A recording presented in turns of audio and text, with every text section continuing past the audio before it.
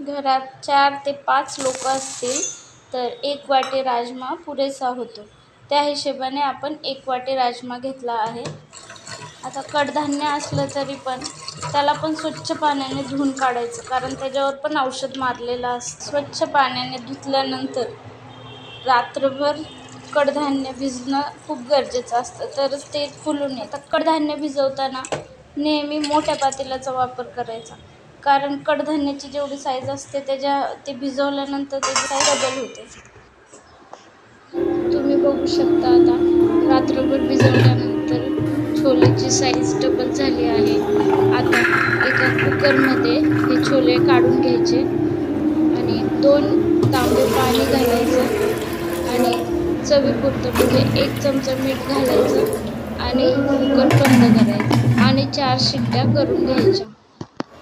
आता एका ताटामध्ये 3 कांदे, 3 मिरच्या, 3 टोमॅटो, पुदिना, कोथिंबीर आणि थोडंसं खोबरं आणि अद्रक लसूणची पेस्ट घ्यायची.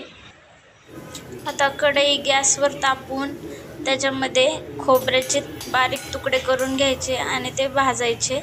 थोडंसं तेल टाकायचं आणि पुन्हा थोडंसं लाल होईपर्यंत भाजून घ्यायचं. खोबरं लाल झाल्यानंतर 3 मिरच्या टाकायच्या आणि त्या पण थोड्याशा परतून घ्यायच्या.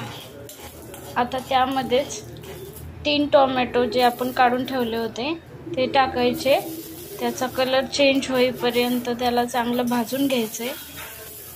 2 ते 3 मिनटं चांगलं भाजल्यानंतर तुम्ही बघू शकता त्याचा कलर चेंज होत आला आहे.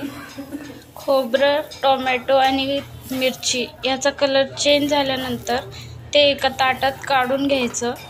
आता त्याच कढईमध्ये आपण जो 3 कांदे कापून ठेवले होते ते टाकायचे आणि कांदेसुद्धा कलर चेंज होईपर्यंत चांगले भाजून घ्यायचे. 2 ते 3 मिनटं कांदे चांगले भाजून घ्यायचे. तुम्ही बघू शकता आता त्याचा कलर चेंज झाला आहे.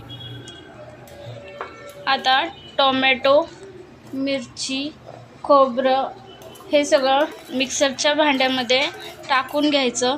त्याचबरोबर आपण जो कांदा भाजून ठेवला होता तो पण त्यामध्ये टाकायचा.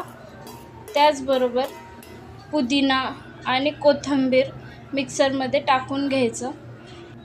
आता आपण मिक्सरमध्ये जो टोमॅटो, खोबरं, कांदा, मिरची, पुदिना आणि कोथिंबीर टाकली आहे ते मिक्सरमधून काढून घ्यायचं. त्याची बारीक पेस्ट झाली पाहिजे एवढं त्याला फिरवायचं. आता तुम्ही बघू शकता या मिश्रणाची एकदम बारीक पेस्ट तयार आहे. ती एका ताटामध्ये काढून घ्यायची. आता तुम्ही बघू शकता छोले पण एकदम योग्य प्रमाणात शिजलेले आहेत. आता कढईमध्ये 2 चमचे तेल घ्यायचं. थोडंसं गरम झाल्यानंतर राई टाकायची आणि त्यानंतर जिरं टाकायचं. त्याला थोडंसं तडतडून द्यायचं. त्यानंतर त्या सगळ्या मिश्रणामध्ये गरम मसाले म्हणजे तेजपत्ता, इलायची, लवंग, दालचिनी, मोठी इलायची, छोटी इलायची हे सगळं टाकून एकजीव होईपर्यंत त्याला भाजून घ्यायचे. त्यानंतर थोडासा कढीपत्ता टाकायचा आणि तो तडतडू द्यायचा. आता त्यानंतर आपण जी टोमॅटो, कांदा त्याची पेस्ट करून ठेवली होती ती टाकायची आणि चांगलं त्याला तेलामध्ये परतून घ्यायचं. त्याला तेल सोडीपर्यंत चांगलं तेलामध्ये परतून घ्यायचं.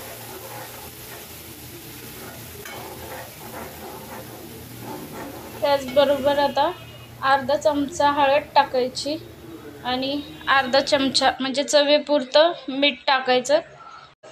2 चमचे अद्रक लसूणची पेस्ट घालून हे सगळे मिश्रण एकत्र होईपर्यंत परतून घ्यायचं.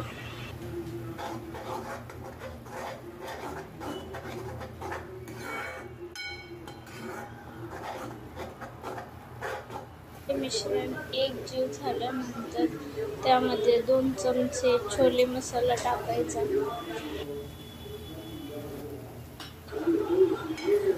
आणि त्याला पुन्हा एकजीव करून घ्यायचं.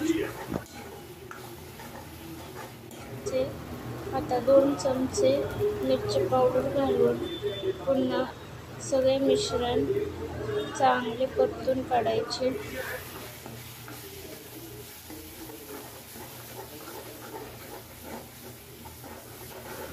आता तुम्ही बघू शकता मसाल्याने तेल सोडले आहे. आता यामध्ये छोले टाकून त्याला एकजीव करून घ्यायचं आणि 5 मिनिटासाठी झाकून ठेवायचं. 5 मिनिटानंतर आपली भाजी खाण्यासाठी तयार झाली आहे. तुम्ही बघू शकता आता भाजीला मस्त कलर आलेला आहे.